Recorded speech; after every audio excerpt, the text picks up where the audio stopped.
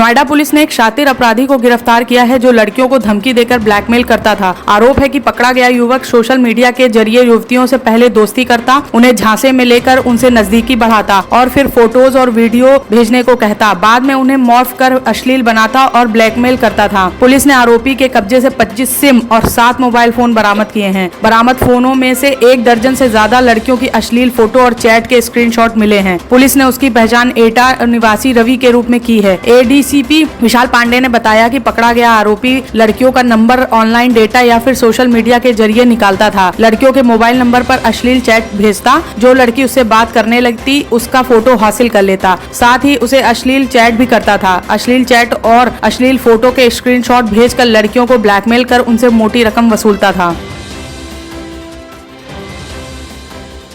उत्तर प्रदेश में पुलिस बदमाशों के खिलाफ एक्शन में है। एक के बाद एक ताबड़तोड़ एनकाउंटर हो रहे हैं। गाजियाबाद में गुरुवार को तड़के एक और मुठभेड़ हुई। इस मुठभेड़ में मेवाती गैंग के 2 बदमाशों के पैरों में गोली लगी है और उन्हें पकड़ लिया गया है। पुलिस और बदमाशों के बीच यह मुठभेड़ तड़के कविनगर थाना क्षेत्र के औद्योगिक इलाके में हुई। पुलिस ने बदमाशों को रोका तो उन्होंने भागने का प्रयास किया। पुलिस ने उनका पीछा किया और पुलिस टीम पर कार के अंदर से फायरिंग की गई। उसके बाद पुलिस ने जवाबी फायरिंग की। इस दौरान बदमाशों के पैर में गोली लगी और वे घिर गए। बदमाशों ने भागने की कोशिश की लेकिन उन्हें पकड़ लिया गया। पुलिस ने बताया कि इंदिरापुरम थाना क्षेत्र में एटीएम काटने की घटना को इन्हीं बदमाशों ने अंजाम दिया था। इसके अलावा सिंहानी गेट थाना क्षेत्र राजनगर एक्सटेंशन में संत ज्वेलर्स को लूटने की कोशिश में भी यही बदमाश शामिल थे। ये तीनों मेवाती गैंग के सदस्य हैं। उत्तर प्रदेश में एक के बाद एक लगातार रेप की घटनाएं सामने आ रही हैं। बीते 24 घंटे के अंदर आजमगढ़, बुलंदशहर और फतेहपुर में रेप की वारदातें सामने आई हैं। डरावने वाली बात यह है कि तीनों ही केस बच्चियों के साथ दरिंदगी के हैं। इसके अलावा बलरामपुर में एक युवती के साथ हैवानियत भरी घटना सामने आई है। आजमगढ़ के जैनपुर शाना क्षेत्र के एक गाँव में 8 साल की बच्ची के साथ 20 साल के युवक दानिश ने रेप किया। वह बच्ची को नहलाने के बहाने अपने घर ले गया था। दूसरी वारदात बुलंदशहर की है। यहाँ पर एक 14 साल की नाबालिग बच्ची के साथ उसके ही पड़ोसी रिजवान ने रेप किया। तीसरी घटना फतेहपुर के ललौली थाना क्षेत्र में हुई। यहाँ पर एक 7 साल की बच्ची के साथ रेप हुआ। बच्ची अपने घर से कुछ दूरी पर खेल रही थी। इसी दौरान लापता हो गई थी। इस मामले में अनिल निषाद नाम के युवक को गिरफ्तार किया गया है। बलरामपुर में एक 22 साल की दलित छात्रा के साथ गैंगरेप के बाद उसकी कमर और दोनों पैर तोड़ दिए गए। इसके बाद छात्रा को रिक्शे में बैठाकर घर भेज दिया गया। कुछ देर बाद छात्रा की मौत हो गई। इस मामले में 2 आरोपियों को गिरफ्तार किया गया है और पूरा इलाका छावनी में तब्दील कर दिया गया है।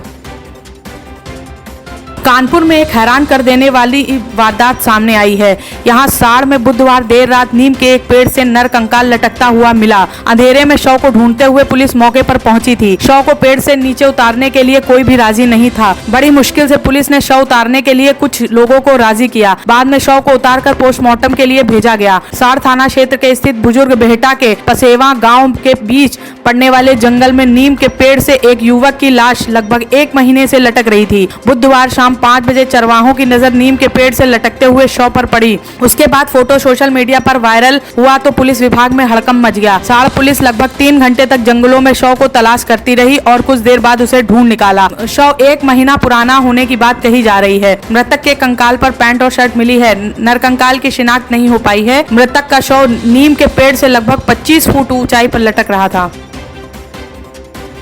अयोध्या में 6 दिसंबर 1992 को बाबरी ढांचा विध्वंस हुआ था। एक रात पहले 5 दिसंबर 1992 को अयोध्या में ही रात 10 बजे बजरंग दल के नेता और तत्कालीन सांसद विनय कटियार के घर पर डिनर रखा गया था। डिनर में पूर्व उप मुख्यमंत्री लाल कृष्ण आडवाणी और दूसरे संघ के नेता पहुंचे थे। सीबीआई ने अपनी जांच में विनय कटियार का नाम शामिल किया और उनके ऊपर षड्यंत्र का आरोप लगाया। कोर्ट ने सीबीआई की यह दलील नहीं मानी। विनय कटियार ने बताया कि उनके यहाँ सिर्फ प्रतीकात्मक कार सेवा को लेकर योजना बनी थी। मस्जिद गिराने जैसी किसी बात पर चर्चा नहीं हुई थी। कोर्ट से बरी होने के बाद विनय कटियार ने कहा कि आडवाणी रात को अयोध्या पहुंचे। वह जानकी महल में रुके थे क्योंकि वह मेरे नेता थे, इसलिए मैंने उन्हें अपने घर डिनर पर बुलाया था। हम लोगों ने सांकेतिक कार सेवा को लेकर चर्चा की। यहाँ तक कि हम लोगों ने यह भी तय किया कि बाबरी मस्जिद के पास कोई कार सेवा नहीं की जाएगी। उन्होंने कहा कि बाबरी मस्जिद का ढांचा कांग्रेस ने गिराया ताकि यूपी में बीजेपी की सरकार गिर सके। हमारे कार सेवक अनुशासित थे। वहाँ बहुत बड़ा षड्यंत्र किया गया था। अनजान शरारती तत्व वहाँ आए और उन्होंने ढांचे पर चढ़कर उसे गिरा दिया। हमें नहीं पता चला कि कैसे वहां स्थितियां अनियंत्रित हो गईं। उन्होंने इस मामले में कांग्रेस